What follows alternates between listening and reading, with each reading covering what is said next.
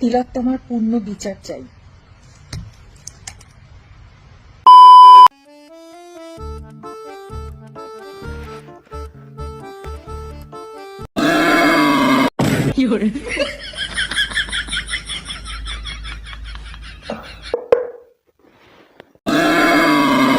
এই মারা শাকটা খারাপ খারাপ আছে নাকি রে?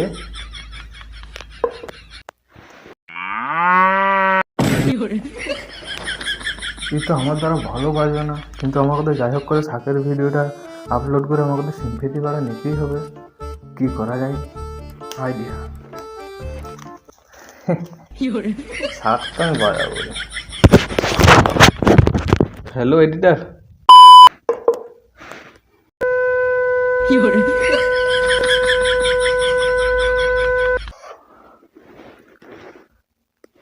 ধন্যবাদ। আমি ভালো শাক বাজাতে জানি না, আমি এডিট করেছি।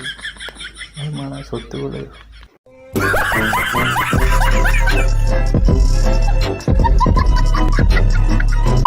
তো হ্যালো গাইস, কেমন আছো সবাই? আশা করি সবাই আছো ভালো। তো গাইস আরজি কর এই ঘটনাটা প্রায় সবাই জানে, আর যারা জানে না তারা হয়তো অন্য প্ল্যানেটে বাস করে ওই জন্য জানে না। সো গাইস আরজি কর এই ঘটনাটা নিয়ে আমি অলরেডি একটা ভিডিও বানিয়ে দিয়েছি।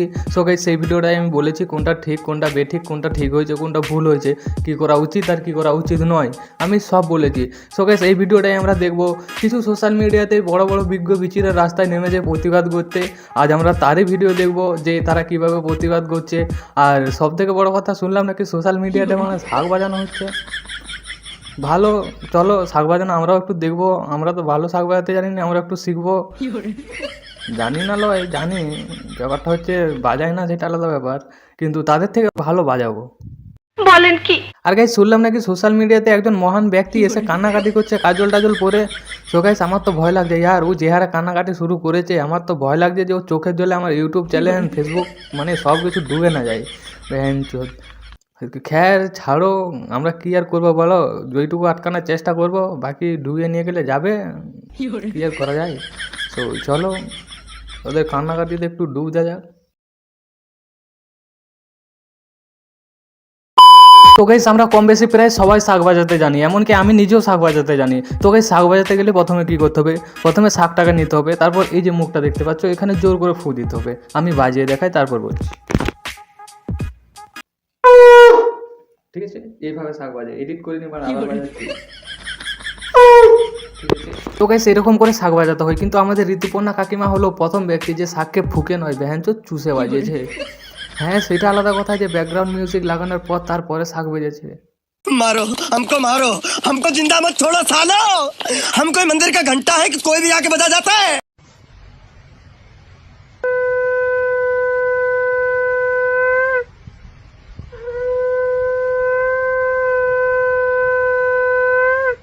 আরে কাকিমা আপনি খুব সুন্দর শাক বাজিয়েছেন। আরে আমরা বুঝতেই পারিনি যে ওটা এডিট করা ভিডিও বলে। না আমরা একদম বুঝতে পারি।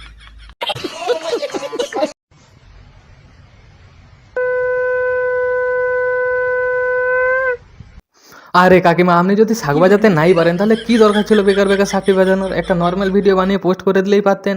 এখন রোজ 3 বেলা খাবার খাওয়ার জায়গায় গালি খেতে হচ্ছে, ভালো লাগছে? আর এটার জন্য সম্পূর্ণ দায় কে জানেন? আপনার এডিটার। নিশ্চয়ই আপনি এডিটারকে এডিট করার আগে খুচরো পয়সা দিয়ে পেমেন্ট করে দিয়েছিলেন, আর বেচারা হয়তো খুচরো পয়সা নিতে যায়নি, যার কারণে সে এমন এডিট করেছে বেহাঞ্চো সবাই বুঝতে পারছে যে এডিট করা ভিডিও। আর আপনারা এসব করে যদি আপনারা ভাবেন যে আপনারা প্রতিবাদ করছেন ওই দিদিটার সাথে হওয়া অত্যাচারের প্রতিবাদ করছেন, তাহলে এটা একদম ভুল। আপনারা প্রতিবাদ করেননি, ওই দিদিটাকে অসম্মান করছেন। এটা একবার ভেবে দেখবেন। সঠিক বলেছেন। তো গাইস আমরা এতক্ষণ ধরে দেখলাম যে কিভাবে চুষে শাক বাজাতে হয়, কিন্তু আমরা এখন দেখবো যে মেকআপ টেকআপ করে কিভাবে কষ্ট প্রকাশ করতে হয়। তো গাইস চলো আছি আপনাদের সাথে, বিশ্বাস করুন। তো গাইস এই কথাটা আমি এর আগেও একবার শুনেছি, বিশ্বাস করো। কখন জানো? ভোটের আগের সময় এই কথাটাই ঠিক বলেছিল। আর শুধু বলেনি, লোকের বাড়িতে টক দই খেয়ে এসে রাক্ষসের মতো রাক্ষসী হাসি দিয়ে এসেছিল। তারপর ইনাদেরকে আর দেখতেই পাওয়া যায়নি। এই যে আবার বলছে গরমে কি কি খাবেন? তো গরমে সব থেকে আগে দই খাবে। দই। আমি জাস্ট একটা কথাই বলবো যে ওয়েস্ট বেঙ্গলের মানুষকে ইনারা সবাই টিস্যু পেপার মনে করেন, যখন খুশি ইউজ করেন আর ফেলে দেয়। আমাদের কপালে কি চুতিয়া লেখা আছে? You are right bro. অনেক মানুষ, অনেক মেয়ে রাস্তা দিয়ে হেঁটে ফেরে, কেউ বাসে ফেরে, ঝুলতে ঝুলতে ফেরে, কেউ সাইকেল ট্যাক্সি করে ফেরে, হ্যাঁ, সাইকেলে ফেরে, কেউ বাইকে ফেরে, কেউ টোটোতে ফেরে, কেউ কেউ আবার বয়ফ্রেন্ডের কেটিএমে করেও ফেরে। তারপর বলুন। গাড়ি করে ফিরে, কিন্তু সব মানুষ গাড়ি পায় না। অনেক মানুষ, অনেক মেয়ে রাস্তা দিয়ে হেঁটে ফেরে, কেউ বাসে ফেরে, ঝুলতে ঝুলতে ফেরে, কেউ সাইকেল ট্যাক্সি করে ফেরে, কেউ অটো করে ফেরে, অনেকে অনেক কষ্ট করে ফেরে। তারা যখন ফেরে, ফেরে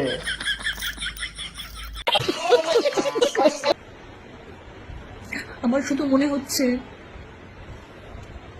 ঠিক আছে, তাদের হয়তো এখন মনে হচ্ছে যে আমি বাড়িতে ঠিক করে পৌঁছবো তো, আমি বাড়িতে ঠিক করে পৌঁছতে পারবো তো। কেন হবে বলুন তো? কেন হবে?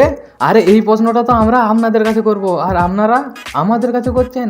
বাহ, এখন তো মনে হচ্ছে ওই দিদিটার জন্য জাস্টিস না চেয়ে আপনাদের পাশে দাঁড়াতে হবে। আর আপনারা যদি আমাদের কাছে এইসব প্রশ্ন করেন, আমরা কাদের কাছে প্রশ্ন করব? আপনারা যদি ওয়েস্ট বেঙ্গলের মানুষকে সুরক্ষিতই না রাখতে পারেন, তাহলে পদগুলো ছেড়ে দিন না। ওইগুলো কি করতে ধরে বসে আছেন আপনারা? সঠিক বলেছেন। এটা কেন হবে? মাথা উঁচু করে বাঁচবো, মাথা উঁচু করে চলবো। আমি তো একজনের বোন, আমি একজনের মেয়ে। আরে বাহ, সেই তো রচনা ঠাকুমা। আপনি হয়তো ভুলে যাচ্ছেন যে সেও একজন মেয়ে, সেও একজনের বোন।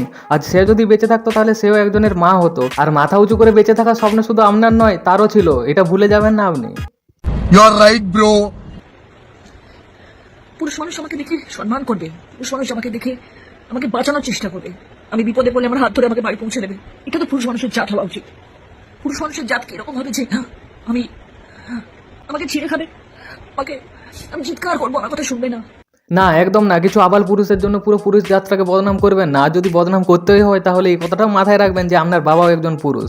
আর অনেক দাদাভাই রাস্তায় নেমেছে কিসের জন্য জানেন? ওই দিদিটাকে জাস্টিস দেওয়ার জন্য, দোষীদের শাস্তি দেওয়ার জন্য। আর আপনাদের সরকার কী করছে? তাদেরকে যেয়ে মারছে, আর যারা এর বিরুদ্ধে ভিডিও বানাচ্ছে তাদের লিগেলি নোটিশ পাঠাচ্ছে। মানে এই হচ্ছে আপনাদের সরকার। মানে কি বলবো, কিছু বলার নেই। সঠিক বলেছেন। এই মুহূর্তে আপনাদের কথাবার্তা শুনে মনে হচ্ছে যে সত্যি আপনাদের চেয়ারগুলো ছেড়ে দেওয়ার দরকার আছে। এখন মনে হচ্ছে যে আপনারা চেয়ারগুলোতে বসে আছেন শুধুই নিজের স্বার্থের জন্য, পাবলিকের জন্য না। সত্যি বলতে আমার না অনেক কিছু বলতে ইচ্ছে করছে, বাট আমি পাচ্ছি না। শুধু এটুকুই বলবো যে আপনারা চাইলে সবই পারেন। আপনারা যদি সত্যিই চান তাহলে এই ওয়েস্ট বেঙ্গলে একটা ক্রিমিনাল জন্মাবে না, কিন্তু আপনারা সেটা করবেন না। আর আমি পাড়ার কাকিমাদের কিছু বলতে চাই যে কাকিমা, ওই 1000 টাকার লোভ ছাড়ুন, নাহলে কোনো একদিন শুনতে পাবেন যে আপনার মেয়ের জন্য 10 লাখ টাকা ঘোষণা হয়ে গেছে। সো সাবধান, খুবই সাবধান। You are right bro. আরেকটা কথা, ওই দিদিটা অবশ্যই জাস্টিস পাবে। আর একটা কথা তোমাদের বলছি, তোমরা যেভাবে প্রতিবাদ করছো করে যাও। তোমরা যদি প্রতিবাদ করা বন্ধ করে দাও, তাহলে আমি কথা দিচ্ছি দোষীরা শাস্তি পাবে না। যে যেরকমভাবে প্রতিবাদ করছো করে যাও, কারণ তোমরা যদি প্রতিবাদ করা বন্ধ করে দাও তাহলে দোষীরা শাস্তি পাবে না। আমি 100% লিখে দিতে পারি। সো সবাই প্রতিবাদ করো, যে যেরকম করে পারবে প্রতিবাদ করো। আর দিদিটা চলে গিয়ে অনেকজনের মুখোশ খুলে দিয়ে গেছে। যাদের আমরা মাথার উপরে তুলেছিলাম, এখন মনে হচ্ছে যে তাদের পায়ের তলাও অকাত ছিল না। সো কি বলবো ভাই।